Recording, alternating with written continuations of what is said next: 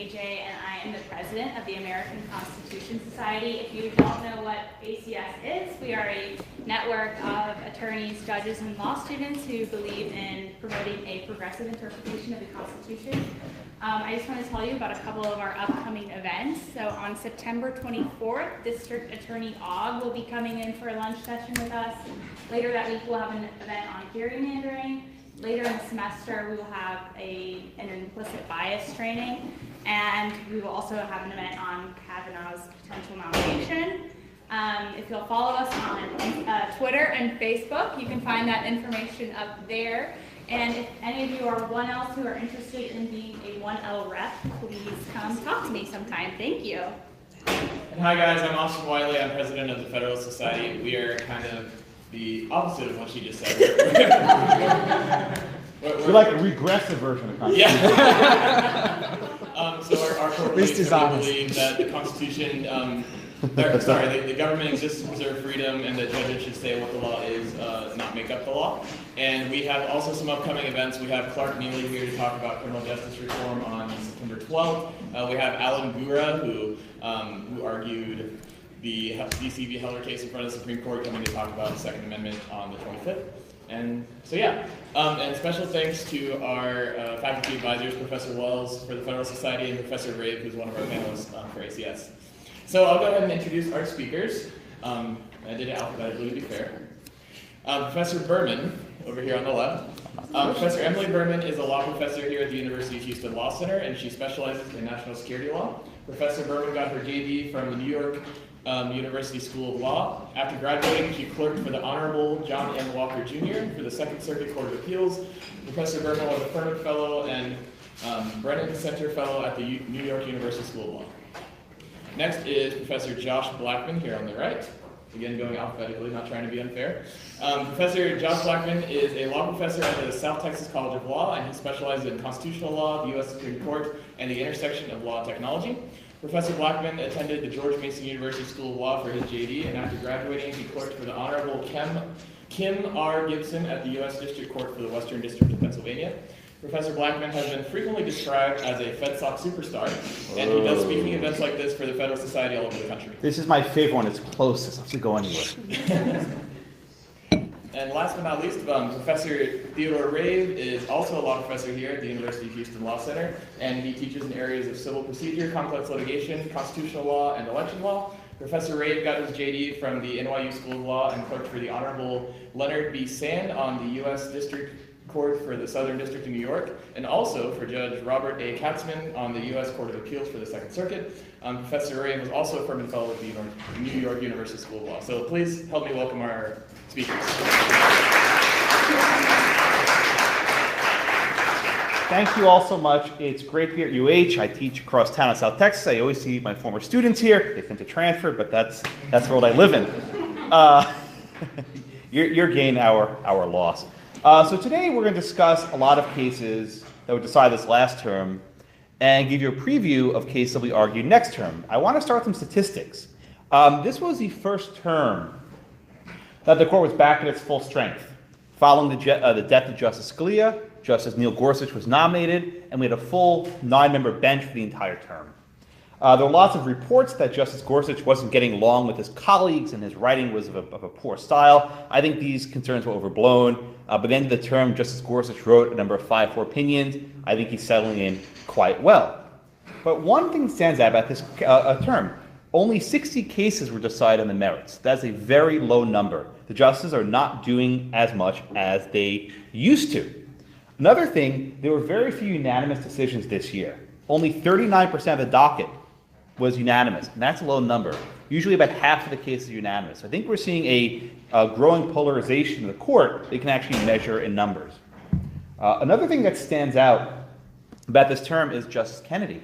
For the last 10 or 15 years, he's been described as the swing vote, right? He gets to decide who lives, who dies, who gets married, who doesn't. He makes all these tough calls, always in the center of the 5-4s. But this year, there were 19 5-4 decisions. 19 5-4 decisions. How many times was Justice Kennedy voting with the liberal bloc? 0. There was not a single 5-4 decision where Justice Kennedy joined the liberal bloc of the court. It just didn't happen. Chief Justice Roberts did twice. There were two cases where Chief Justice Roberts joined Ginsburg, Breyer, Sotomayor, and Kagan. And even Justice Gorsuch joined that liberal quartet once, but not Justice Kennedy. This should have been our first sign that perhaps something was amiss in Camelot with Justice Kennedy's stature on the court. Another statistic, Chief Justice Roberts was in the majority 93% of the time. 93. I think we'll discuss this later, but after this term, I think Chief Justice Roberts will be the median justice, or the middle of the court. Justice Kennedy was in the majority 92%. So again, Roberts was in the majority more than was Kennedy. Justice Sotomayor had the lowest time in the majority, only 68%. And Chief Justice Roberts was in the 5-4s, the most in 17 out of the 19 cases. One other noteworthy point, Justice Gorsuch wrote 5 opinions that split 5-4. And the way it works in the court is whoever's in the majority assigns a 5-4 decision, which means at least the chief trusts Gorsuch enough to give him these 5-4 cases. And that's a lot for a junior justice to write. One other fun fact, the junior justice at the Supreme Court has a duty which people don't talk about. He's in charge of the cafeteria. There's actually a cafeteria in the basement of the court, and the junior justice has that job to keep him humble, I suppose. And they made one important decision this year. They banned straws. Yes, Justice Gorsuch, as head of the committee, agreed to ban straws. Say what you will, but he has some concerns for sustainability. I don't know. I hate those plastic paper straws. They're really annoying, but whatever. Now, assuming everything goes to plan, on Tuesday of next week, we'll have a confirmation hearing for Judge Brett Kavanaugh, who is nominated to replace Justice Justice Kennedy. I think, and we can talk to my friends, that he'll probably be confirmed. There might be some hubbub, but I think he'll make it through. And this will radically, I think, shift the center of the court from where Kennedy was to Roberts. I think those, too many comments and statistics, or can I go to the cases? Maybe the one time we agree. Yeah. On the numbers. Yeah, that's why I like numbers, because you can't disagree. The numbers are pretty easy. Let's talk about something we'll disagree on. We each will discuss 2 cases, or actually maybe 2 or 3 cases, depending how it shakes out. I'll be talking about the Masterpiece Cake Shop case and a case called Janus. So let's do Masterpiece first. Since the Supreme Court's decision in Obergefell, there have been lots of debates about what is the reach of the same-sex marriage ruling. And one of the fallouts of that case was wedding services. You have photographers, you have florists, you have bakers, you have DJs, you have catering calls. Various wedding service providers have declined in various ways to service gay weddings. One case went to the Supreme Court a couple years ago about a photographer, and the court just turned the case away. But this past year, they took one case involving Jack Phillips. Who was he? Jack Phillips was the owner of the Masterpiece Cake Shop, a bakery in Colorado. And he makes custom cakes. And, you know, I don't know anything about cakes. I don't really care. But these are, as far as like, beautiful cakes. They're made very nicely with a lot of intention and thought put into them. Jack Phillips is also a devout Christian. And he's a very particular about the sort of cakes he makes. So he will not make, for example, a divorce cake. Someone asks him, say, make a wedding cake and slice it in half, and that will be to celebrate my divorce. He wouldn't make that. He won't make a Halloween cake because he thinks that's a form of devil worship. He won't make cakes with alcohol in them. People, you know, a little liqueur, right? He won't do that because he's against alcohol. So he's pretty specific about the types of cakes he makes. And we know he will not make a cake to be used in a same-sex wedding. And actually at the time, Colorado didn't even have legalized gay marriage. It was a commitment ceremony or something to that effect. So, but he would not make something to solemnize a same-sex wedding. A couple walked in, asked him for the cake. He said, I can't make this for you. Then the Colorado Human Rights Commission brought charges against him, violating Colorado's human rights law, which prohibits discrimination on the basis of sexual orientation. It went through the state, administrative channels, and this is actually important. During the administrative channels, there were a couple of members of the commission who made some comments about how, it's really awful that people are using religion to shield bigotry, and that this is really bad. And I'll let specifics later, but they made some comments about religion that came up later. Went through the courts. The primary argument was that this was a speech case, that making and designing a cake was an act of expression. He put a lot of thought and effort to how these cakes were designed. This went to the Supreme Court. We did not get a ruling on the First Amendment. The majority instead went on what's called the Free Exercise Clause. There was a case about 15, 20 years ago now called Church of Lukumi. The case was like this. You had a town in Florida that prohibited the slaughtering of chickens. All right, so who cares? But the way they wrote this law, it wasn't just about butchers, it targeted the sanctuary of faith. It was a very specific religion, and they slaughtered these chickens as part of religious rituals. And it was obvious that this law was not about, safety for slaughterhouses. It was targeting this one faith. And the court said that that was unconstitutional. And the court in Masterpiece said that's the same thing here, that you have these comments from members of this commission that were antagonistic to religion. As a result, Jack Phillips had a claim. Now, this was not the ruling anyone actually wanted, because it's very specific to the facts of this case, and it's not clear if it extends otherwise. Why? If a commissioner just keeps his mouth shut and makes no comment on religion, the case may come out different. So I think at some point the court will have to take on the actual free speech issue, and by the way, it will not be Justice Kennedy making that decision, which I think may be why they kind of punted in this case. There were a few others this term, gerrymandering and otherwise. So that might get in. But the court ruled in favor of Phillips, but on a fairly narrow ground. And maybe next for the case on Flores, which presents the issue a little bit more concretely than cakes and photographers. It's all very specific to the facts. Okay. That's Masterpiece. Why don't we, just going to jump in, why don't we talk about Masterpiece while we're on the topic, and then we can keep on moving. I think one of the things that Josh said that's really interesting is exactly how little the court decided in Masterpiece. It was billed as this big conflict between anti-discrimination principles and free exercise of religion principles and free speech principles. And in the end, the court doesn't decide very much and doesn't resolve that conflict, doesn't resolve the sort of idea of whether you can have a religious exception to a generally applicable anti-discrimination law, and looks very, very specifically at the circumstances of Colorado. Yeah, and I think free exercise is an area to watch going forward in a court without Justice Kennedy. I suspect that the free exercise docket will get busier in the coming years, and there's just 1 second, sorry. We're going to do tacos after the event, so we're going to end like 5 minutes early, because it's going to be way too hectic doing this, so sorry about that. Go ahead and continue. I don't want to interrupt it with everyone running to get tacos. I don't mind if you're into it, but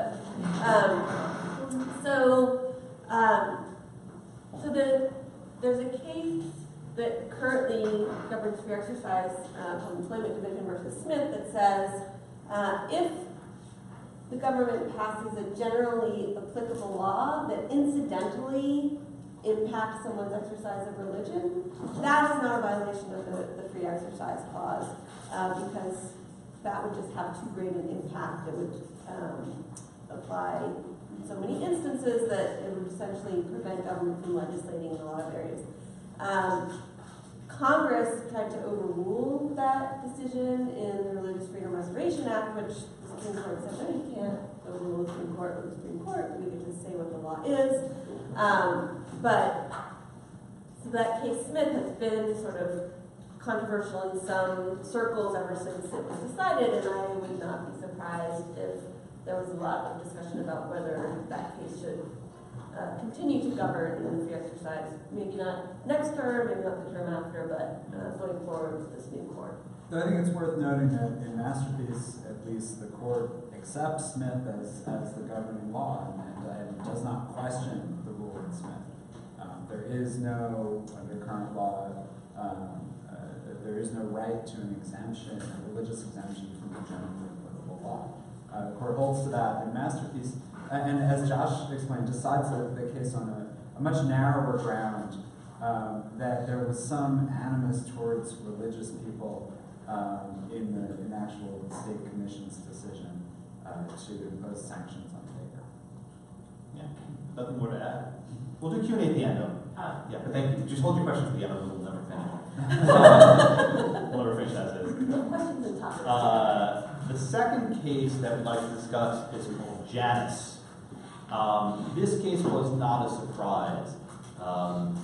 Over the last 30 years, there's been a very sustained effort among conservatives to chip away at public sector unions. That is, if you work for the government, are you unionized? Right? Private unions are perhaps a different story, but if you're a government employee, are you unionized? Are you as professors unionized? Okay, Texas, right? Right to work. Right to work, exactly. But that's the point. A number of states have enacted a right to work state, which means that government employees are not obligated to join these sorts of unions. But in non-right to work states, like Wisconsin and New York and otherwise, there's a debate. Can a union withhold fees from your salary to pay for various activities? So there was a case decided in the 1970s called Abood, A-B-O-O-D. And Abood said, well, there's some things that are okay and some things that aren't, right? That a union can force you to pay dues to engage in political advocacy, you know, to elect Jimmy Hoffa for president, whatever happens to be, right? But they can withhold dues to engage in bargaining, right? They need to have collective bargaining, they need to hire staff, and all these other, you know, it's a fairly elaborate process. And your thinking was this: if you're a member of a union and you're not paying these agency fees, you're free riding, right? You're getting all the benefits of the union negotiating for you, higher wages, benefits, etc. You're not paying for it. So Abood struck the balancing that you can't make the employees pay for political advocacy, but you can make them pay for agency fees, the actual employment of the union. This case has been under assault for some time, and there were a couple of decisions the court decided the last few years which cast serious doubt on the Abood precedent. It came to the court in 2016, and it looked like Abood was going to be overruled, but then Justice Scalia passed away, and the court split 4-4 on this question. The fact that split 4-4 tells you there were 4 votes to overrule Abood, enter Neil Gorsuch, and the 5th vote was present. And this year, they overruled Abood.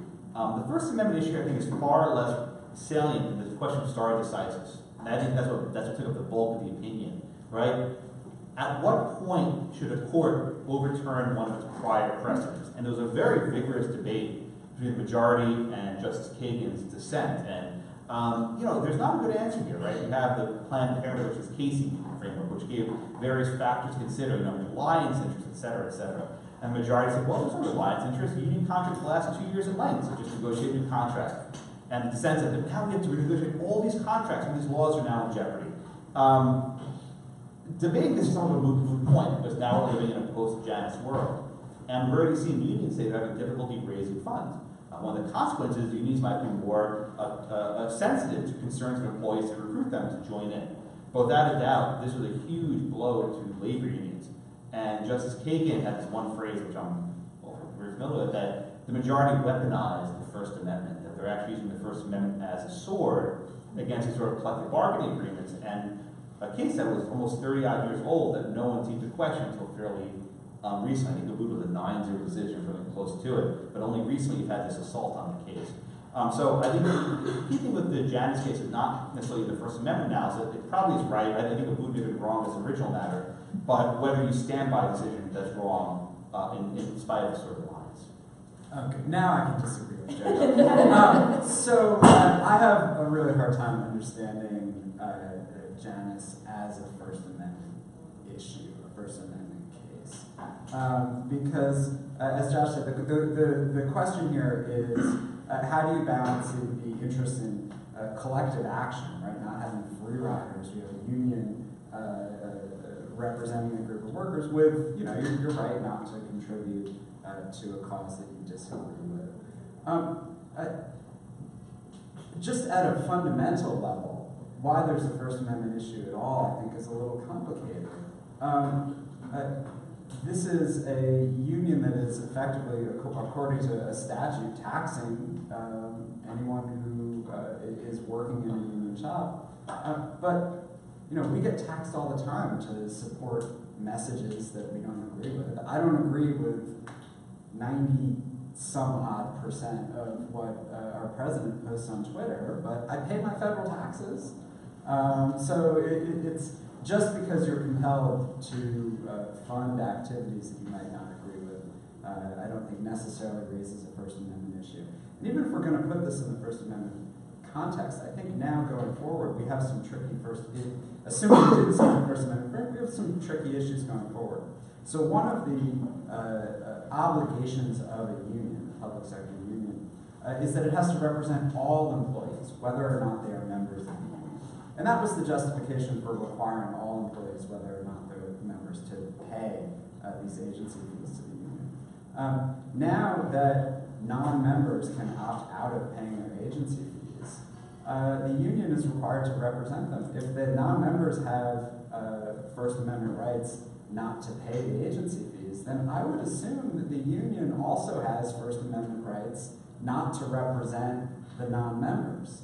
And so I think that fundamentally changes what a union does. Rather than being an entity that's supposed to represent all workers, it becomes like any other sort of interest group or advocacy group.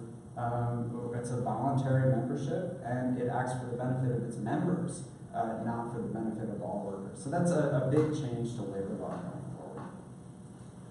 Yeah, so I think it is one sort of stark contrast between Masterpiece, K-Cup, and Janus. Is Masterpiece was sort of extremely limited, whereas, and its implications are therefore limited, essentially reserve the important question for another day. Whereas Janus is a sea change in the law in a way that's going to have huge implications for public sector unions and potentially beyond that. One thing that's interesting now, I recently read that there are employees that were required to pay into the union but were not members who are now suing to recover, which is just going to add, if the courts come back and say the unions have to reimburse all of these people for the money that they took, that's going to be yet another blow for public sector unions that are already really struggling. As sort of a broader point, I think this case fits into a trend on the court that I suspect will also continue, of very sort of corporate-friendly decisions, the decisions in many different areas of law, whether it's arbitration or class action or unions, where the court has decided sort of in favor of corporate interests, potentially at the expense of workers and individual consumers. And I think that's so far a real theme of the Roberts Court, and I don't expect that to change. I guess one more quick point about Janus. It was state law that required, or that required non-members to pay agency fees to unions, and not every state had that law.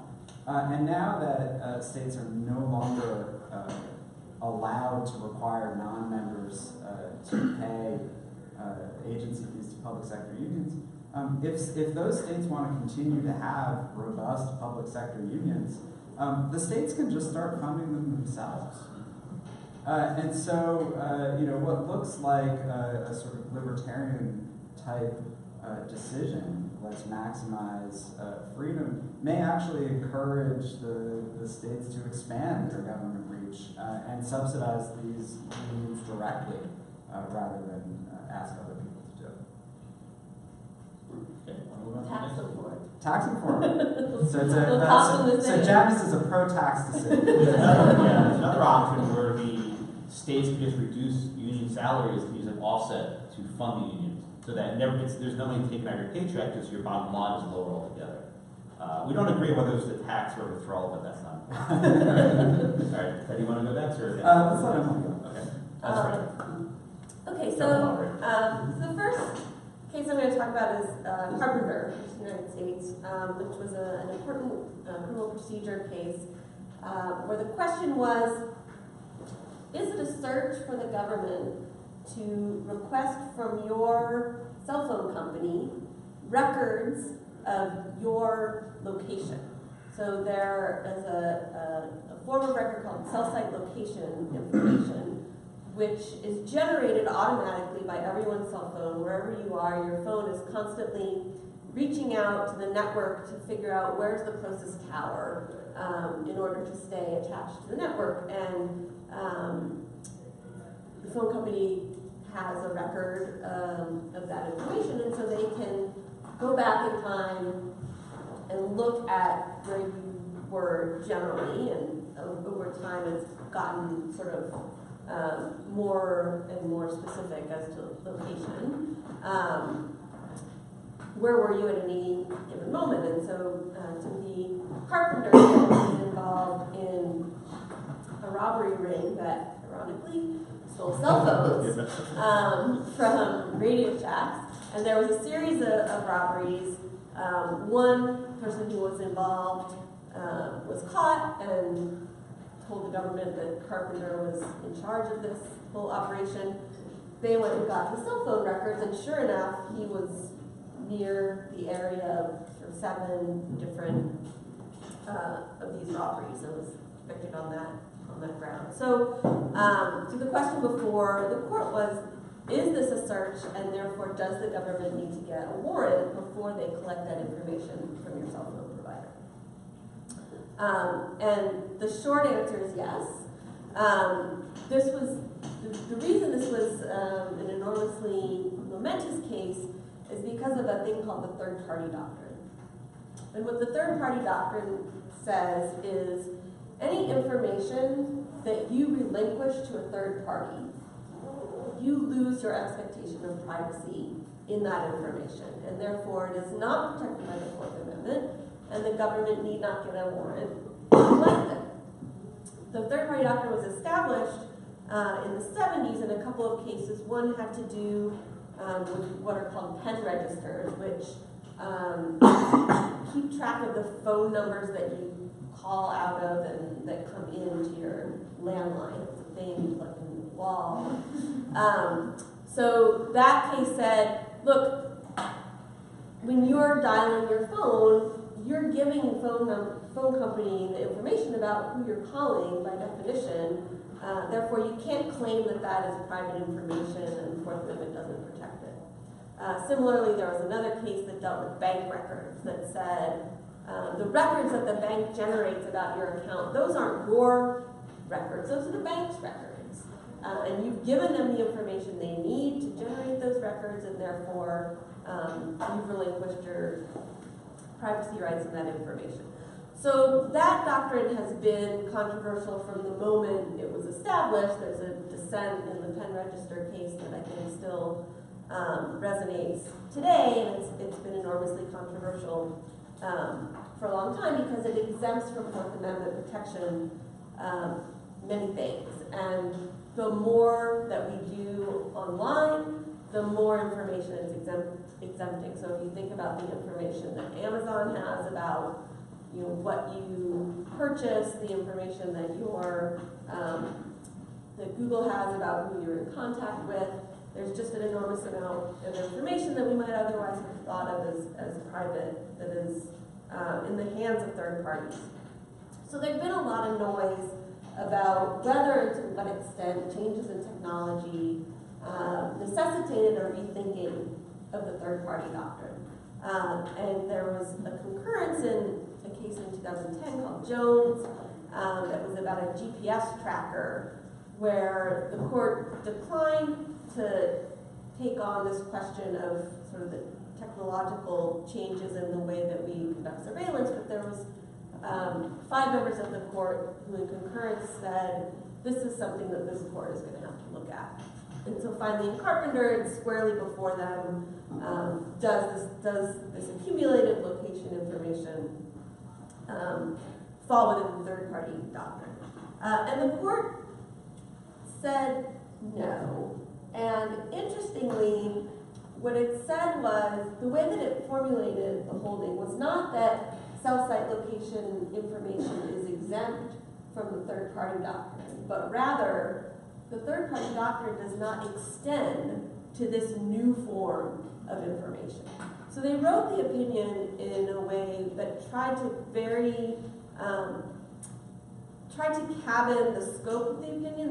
They didn't say we're getting rid of the third-party doctrine. They said third-party doctrine continues to apply in all of the sort of normal circumstances that we've already held it to apply. We're not overruling those 1970s cases.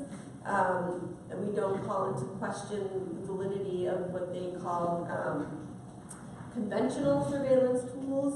A category that they said included was security cameras. I don't know how you define conventional.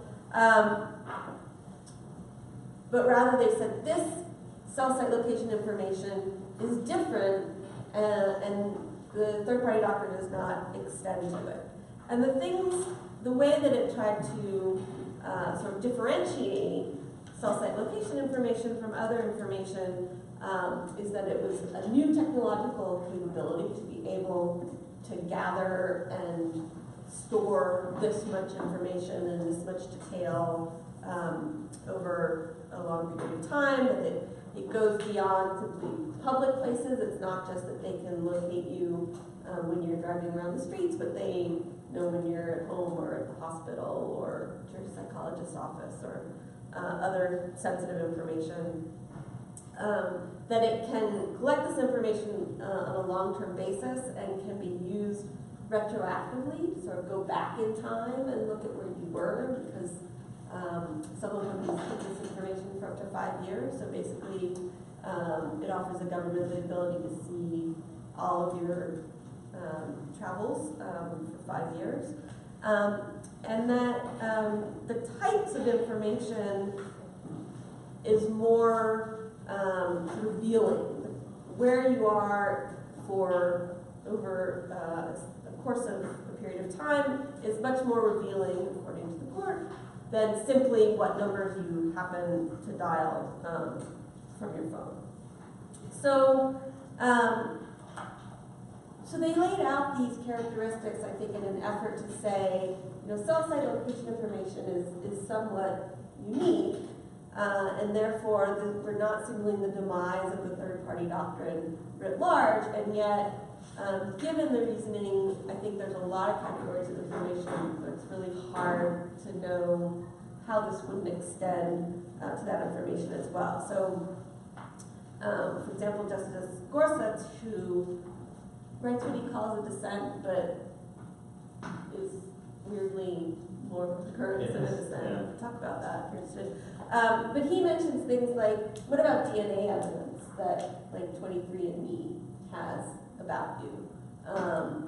That's new information that wasn't able to be collected before. It's highly revealing, etc., and so on. What about mechanisms that the police have, they're often referred to as stingrays or cell site simulation devices that act like a cell phone to collect information about, act like a cell phone tower to collect information about what cell phones are in the area.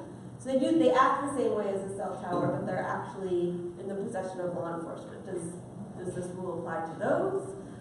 Does it apply to other means of tracking location, like license plate readers or surveillance cameras or toll records, Google Maps or other apps on your phone that can follow where you go? So it answers the question with respect to cell site location information and really opens the door to a lot of arguments for criminal defendants to make that a much broader scope of information is actually covered under the Fourth Amendment and therefore requires a warrant to get it than it did before.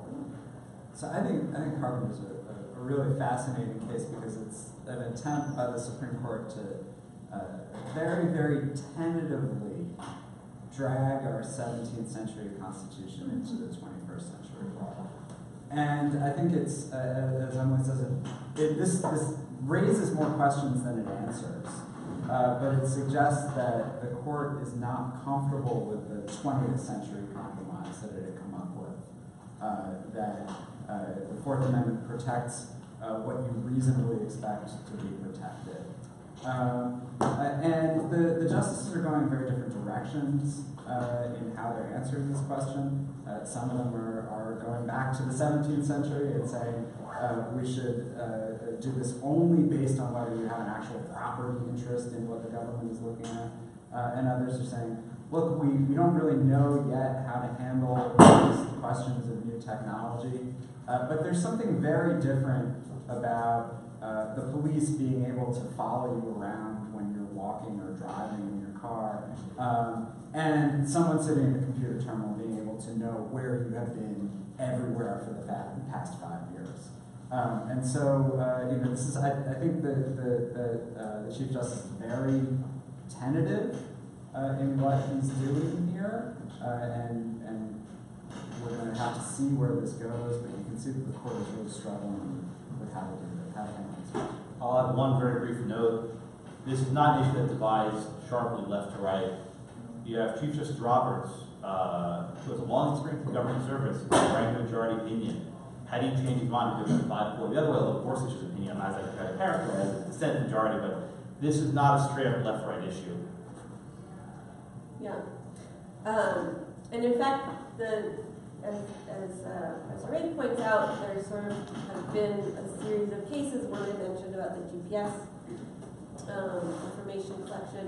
There was another one about searching someone's cell phone when you get arrested. To what extent can the police look through the contents of your cell phone as part of their search incident to arrest?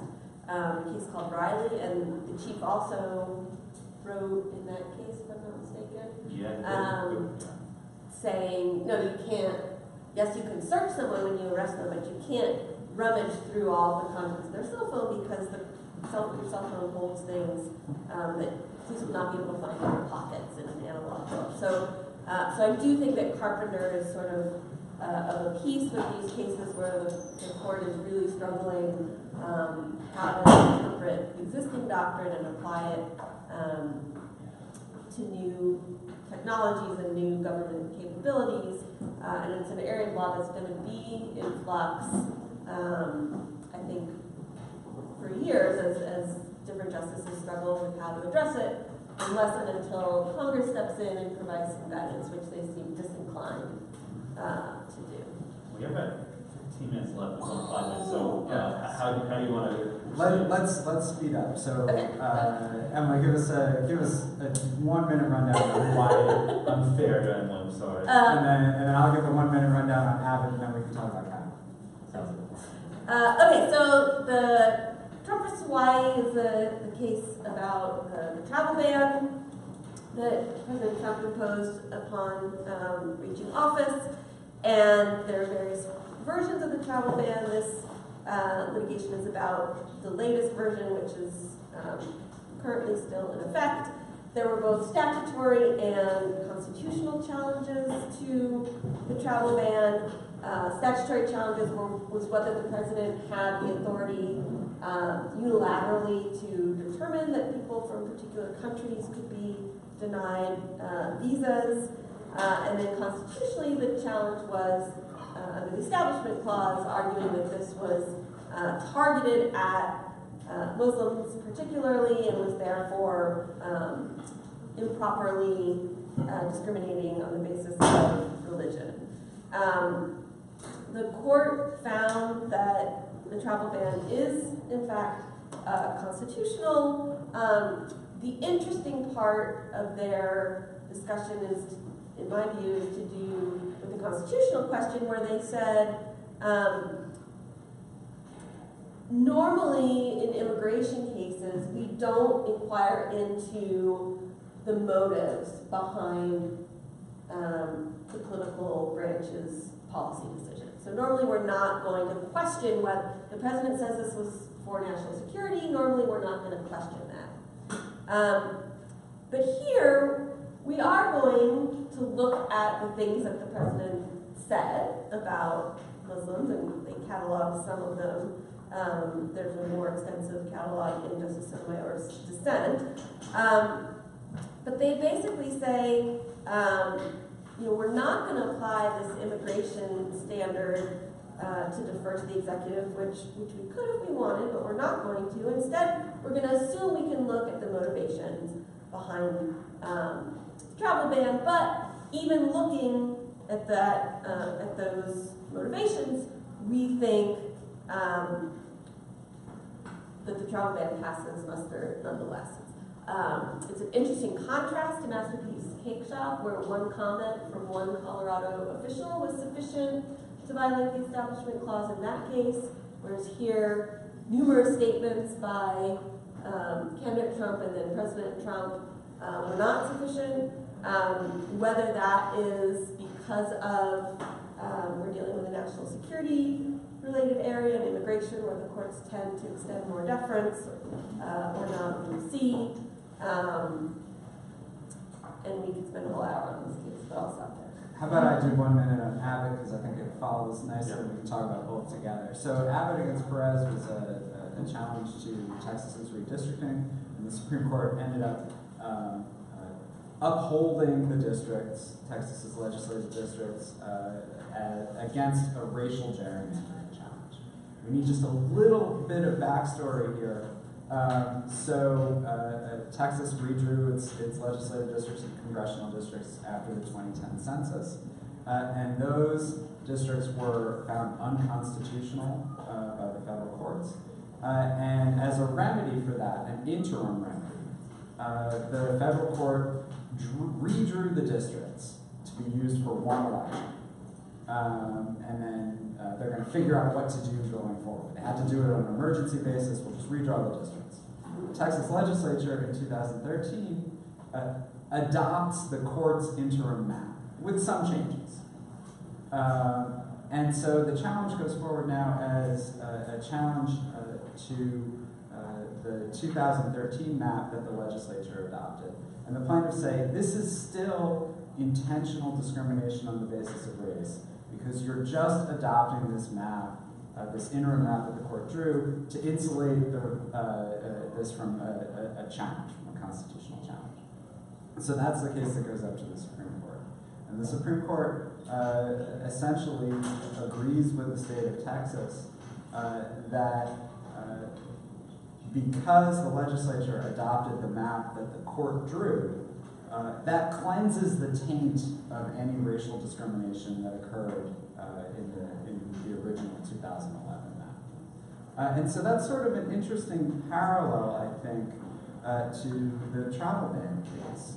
The first travel ban, remember there were several iterations of the travel ban. The first one, it targeted specifically only Muslim countries and carved out an exception for minority religions within those groups. So it's basically, on its face, favoring Christians over Muslims. And then, that travel ban gets evaporated. It's replaced by another that's stayed by the courts, and that one expires. And then by the third time, the government gets its act together and passes a much more defensible travel ban. And so I think the question in both cases is, what do you do with bad intent in an old decision that the government comes back and passes a very similar decision that is more defensible on neutral grounds? And in both cases, the court says, you know what, we're not going to look at all that old intent. We're just going to look at the most recent decision. And so... Let's go to Q&A. These guys are getting hungry. Questions? Oh, you really want to talk? They really want to talk. What time did the class lesson? Now? It's at 12, but we're supposed to be out of here by... it's at 1, we're supposed to be out of here by 12:55. All right, any questions? Come up and ask if you have anything. Thank you all so much.